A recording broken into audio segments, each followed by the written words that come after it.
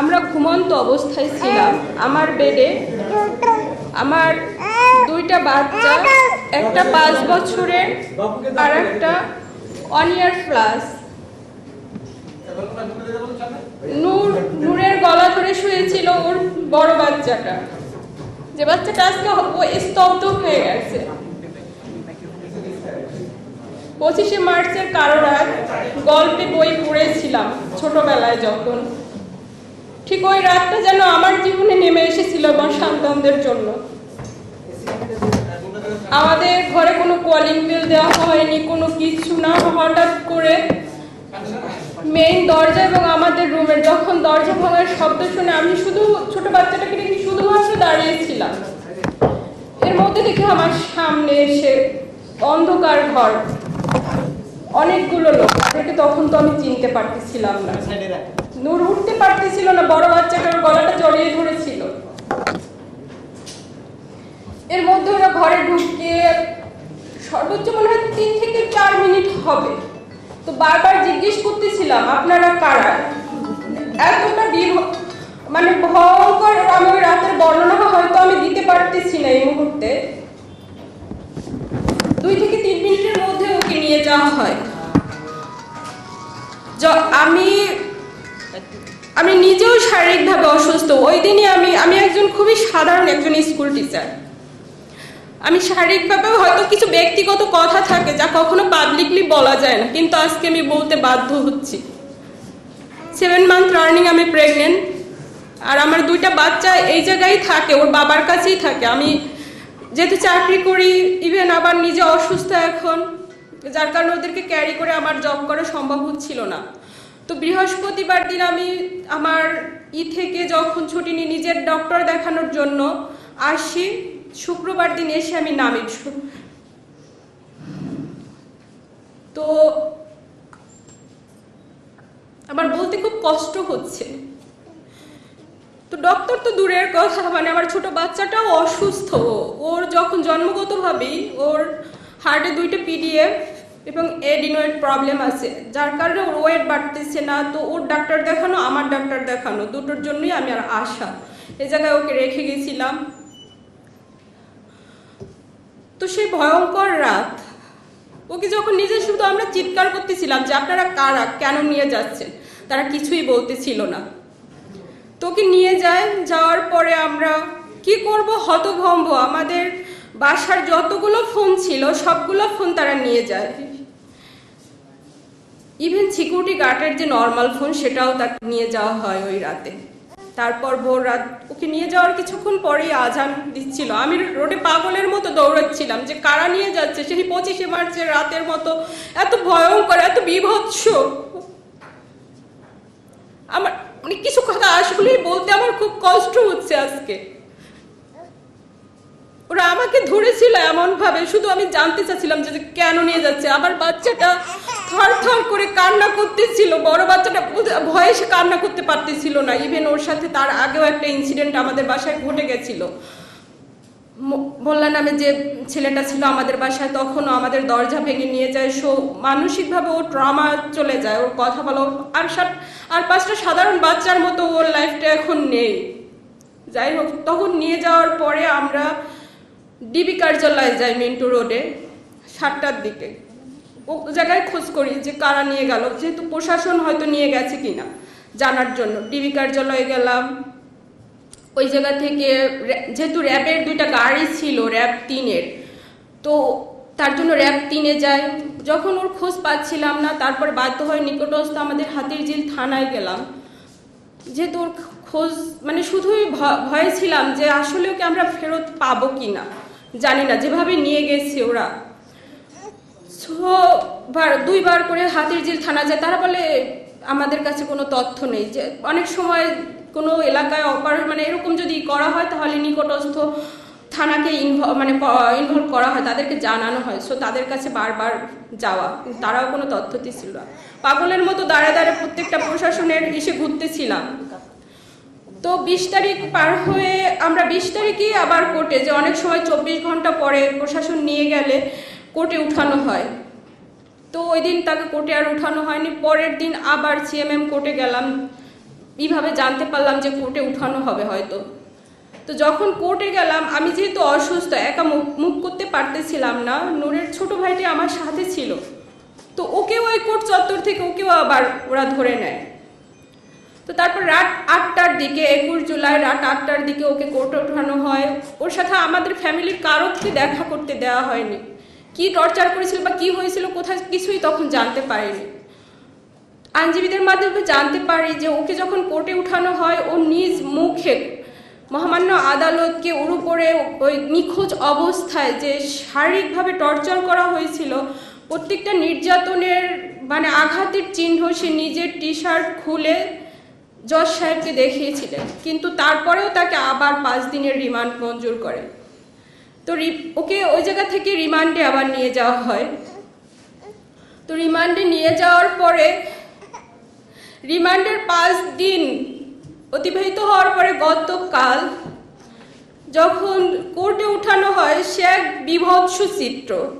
ও তো কোনো চোর ডাকাত নয়, ও তো কোনো খুনি নয়, ও তো কোনো জঙ্গি নয়, ও তো একজন ডাকসুর সাবেক ভিপি, ছাত্রদের হয়ে কথা বলছে।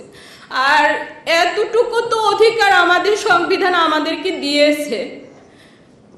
নিজে পায়ে হেঁটে মানে ও কোর্টে উঠতে পারেনি, পুলিশের কাঁধে ভর দিয়ে তারপরে ওকে কোর্টে উঠতে হয়েছিল। তো মহামান্য আদালতকে বারবার অনুরোধ করার পরে মানে আমি একটু দেখা করার সুযোগ পাই। তো তখন ও বলে যে এই রিমান্ডের 5টা দিন ওর উপরে যে অমানবিক মানে নির্যাতন করা হয়েছে,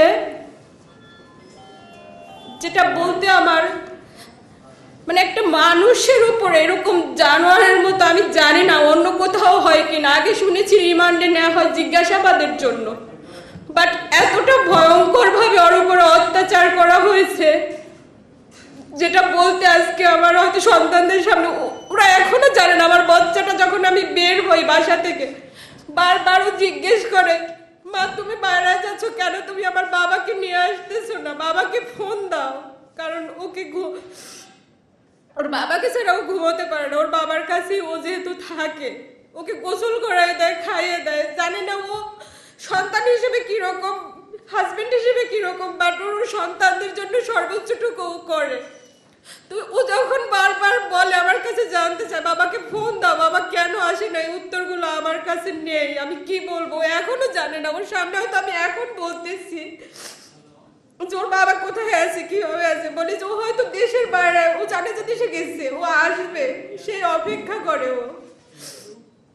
তো যখন ও বলতেছিল ওই রিমান্ডের অবস্থায় ওর পা দুটো ঝুলায় উপরের দিকে, তারপরে ওকে মানে শারীরিকভাবে যত নির্যাতন আছে, ইনজেকশন পুশ করা হয়েছে, সেটা স্লো পয়জনিং কিনা জানি না, ইলেকট্রিক শক দেওয়া হচ্ছে। নির্যাতনের মানে এতটা অসহ্য যন্ত্রণা যেটা সহ্য করতে না পেরে অনেক 3-4 বার জায়গায় সেন্সলেস হয়ে গিয়েছিল। ওর সাথে কি হয়েছে নিজেও বলতে পারেনি। 250-টিরও বেশি ডিজাইন অপশন নিয়ে ওয়ালটন স্মার্ট ফ্রিজ, বোঝে আপনার প্রয়োজন।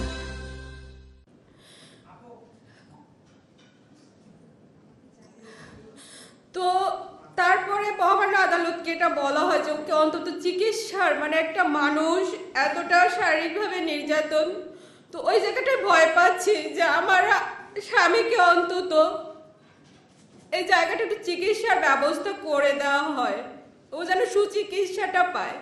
আর বারবার যদি এরকম একটা মানুষকে রিমান্ডে নিয়ে এরকম নির্যাতন করা হয়, ও তো কোনো অন্যায় করেনি, ও তো কোনো অপরাধ করেনি, ও তো কোনো ভাঙচুরের সাথে জড়িত নয়, ও শুধু নৈতিকভাবে ও তো ওই ডাকসু থেকে উঠে আসছে, ওই ছাত্র আন্দোলন থেকে 2018 ছাত্র আন্দোলন নেতৃত্ব ও দিয়েছিল, সেই জায়গা থেকে ও একটু হয়তো সাপোর্ট মানে নৈতিকভাবে সে সাপোর্ট করছে ছাত্রদের এই আন্দোলনটা, বাট ও তো এই সন্ত্রাসী কার্যক্রমের সাথে কোনোভাবে জড়িত না।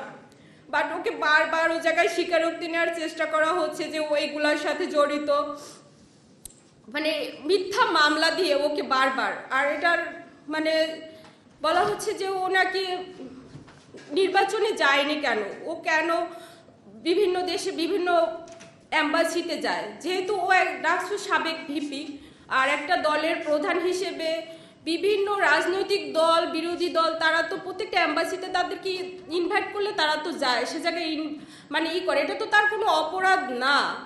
বাট কেন জানি না, এই উত্তরগুলো আমার কাছে নেই। তো আপনাদের মাধ্যমে শুধু এতটুকুই আমি বলতে চাই, আমার স্বামীর উপরে যেন এই নির্যাতনগুলো বন্ধ করা হয়।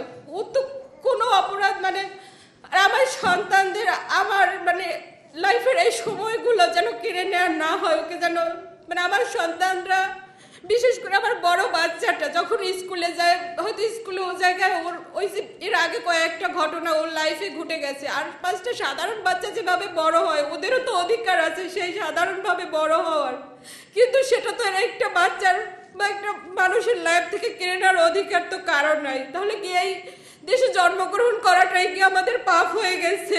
জানি না। তো আমি শুধু এতটুকুই অনুরোধ করব, আপনাদের মাধ্যমে বা উপর মহলে যারা আছেন, বোনের শারীরিক নির্যাতনটা আপনারা বন্ধ করুন।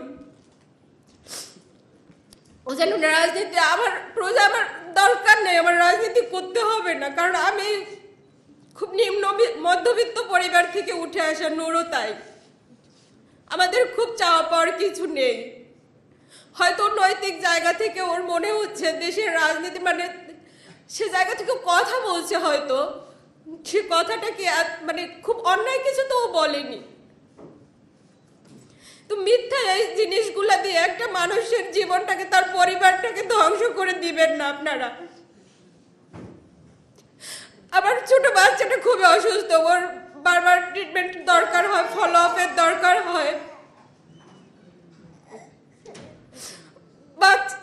আমি জানি না, সব বাচ্চারাই হয়তো তার বাবার জন্য খুব পাগল থাকে, বাট আমার বড় বাচ্চাটা যখন বলে মা তুমি রাগ করো না, আমি একটু আমার বাবাকে বেশিই ভালোবাসি।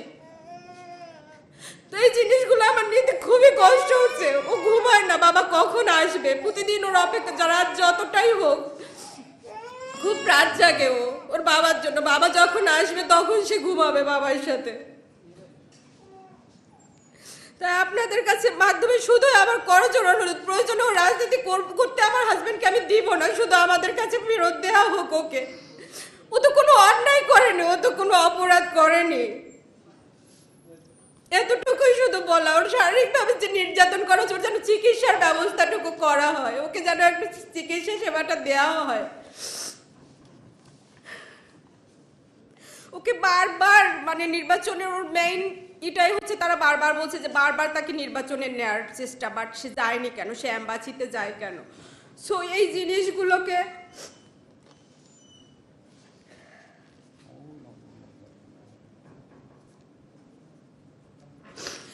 আপনাদের মাধ্যমে বারবার আমি উপরে যারা আছেন তাদেরকে বা যারা সাধারণ তাদেরকে শুধু আমি এতটুকুই অনুরোধ করার জন্য এই জায়গায় আমার আসা। আর আমার কোনো কিছুই মানে বলার নেই, শুধু ওর উপরে নির্যাতনটা বন্ধ করা হোক, ওকে আমাদের কাছে ফেরত দেওয়া হোক, আমার সন্তান আমাদের জীবন থেকে এই সময়গুলো কেড়ে না নেওয়া হোক, আমার সন্তানদের স্বাভাবিক লাইফটা যেন আর 5টা বাচ্চার মতো যেন ওরা বড় হতে পারে, ওদের যেন এই মানসিক ট্রমার মধ্যে দিয়ে ওকে আর যেন না যেতে হয়।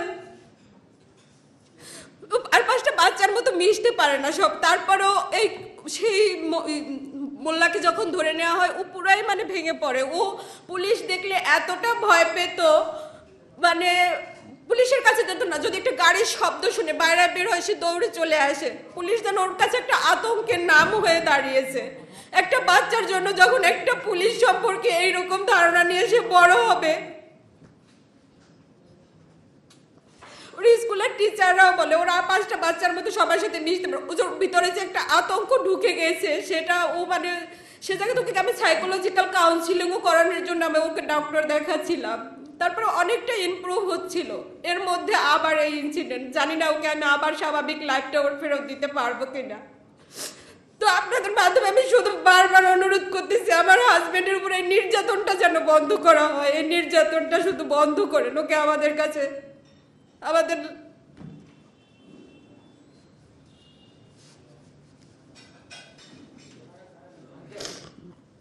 আমি আর কথা বলতে আমার খুবই কষ্ট হচ্ছে এখন, বিশেষ করে আমার সন্তান দুটোর মুখের দিকে তাকে। আর আমার অনাগত সন্তান এই অবস্থায় একটা মানুষ গেলে তার উপরে যে শারীরিক মানসিক এখন আমার অবস্থা আমি জানি না, আবার আরেকজনকে আমি সুস্থ স্বাভাবিকভাবে পৃথিবীতে আনতে পারবো কিনা সেটাও আমার শঙ্কা।